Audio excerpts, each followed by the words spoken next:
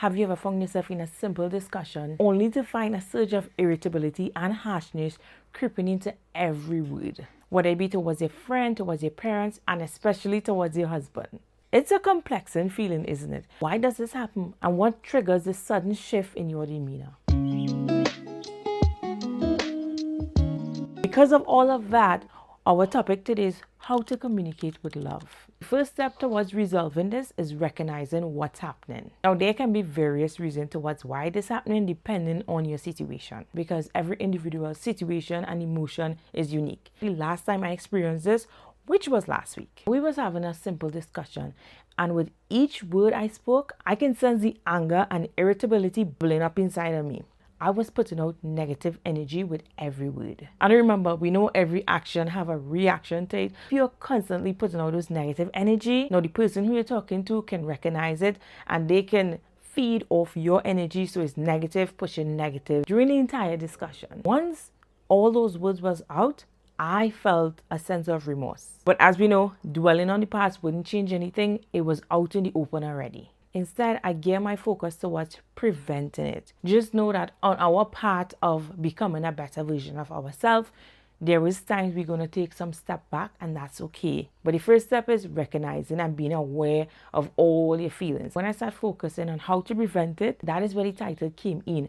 Immediately, the only thing came to mind was, how can I better communicate with love? Now, this is you trying to be a better person. So despite the situation, how can you communicate with love? Now, the scripture offers a lot of information on this particular matter. This is one of the most difficult things I had to learn on my personal growth journey. Let every man be quick to listen, slow to speak, and slow to become angry, because human anger do not produce the righteousness that God desires. Oftentimes when we are in this situation and we're having a discussion or a disagreement, most of the times we listen to respond and not to understand.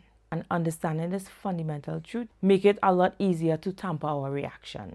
To be slow to speak and slow to anger. After all, nobody wants to be around someone who exerts negative energy. And because I realized I didn't want it to be that person anymore, I wanted to embody love in my communication. Whether it be I'm communicating with my husband, with my child, with my friends, my neighbor, whoever it is, I want to embody love in the way I communicate. This don't happen overnight. As my dad say, Rome wasn't built in a day. So becoming a more loving communicator is a journey. A journey that begins with small steps. So here are 3 things you can start doing today to move closer towards communicating with love. You have to pray for it. I want you to ask for the fruit of the Spirit, which is love, joy, peace, kindness, goodness, gentleness, and self-control. This way, you're going to invite divine guidance into your interaction. Take time each day to pray for discernment and wisdom in your communication. Now, there's a reason why I say pray for the fruits of the Spirit, because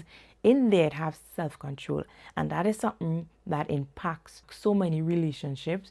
When we lose control of ourselves, that is when the harshness, the irritability just starts creeping in. And if you're not aware, you're going to say things and you're going to do things that you're going to regret. My take is pray for it, and awareness is the biggest part. Being aware of your emotions is one of the biggest things that you can do to help yourself communicate with love. And that is the next one, being aware of your emotions. Because cultivating self-awareness is a gradual process. I want you to pay attention to how you feel during the conversation. Are there any triggers that provoke that negative reaction? And now you can look back and start journaling. That is a tool you can use to help explore and understand your emotions.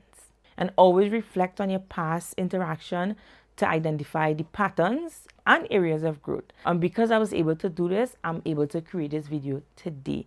I was literally journaling and writing about our conversation, how I felt and how I wanted to feel while having this conversation. And while journaling, I realized the one thing that was missing from our communication, at least on my part, was love. You know, how can I communicate with love despite the situation? And it led me to praying more and being more aware of my emotion. And because I'm on this journey and I was aware of my emotions, I was able to pick it up as soon as possible and not dwell on it, but find a solution. Number 3 is practicing empathy. For me, put yourself in the other person's shoes. Seek to understand their perspective and feelings, because empathy fosters compassion, and connection, which lay the foundation for loving communication. Very important, practice active listening. Give your full attention to the speaker. Go ahead and validate their emotions. And then when you do that, now you can respond with empathy and understanding. And remember, transforming your communication skills wouldn't happen overnight. It requires patience and self-reflection and a commitment to growth. But with each intentional step towards communicating with love, you are nurturing deeper connection and enriching your relationship. And let love be the guiding principle in every conversation. Practice those 3 things and you're going to see a difference in the way you communicate. And always remember to mind your space.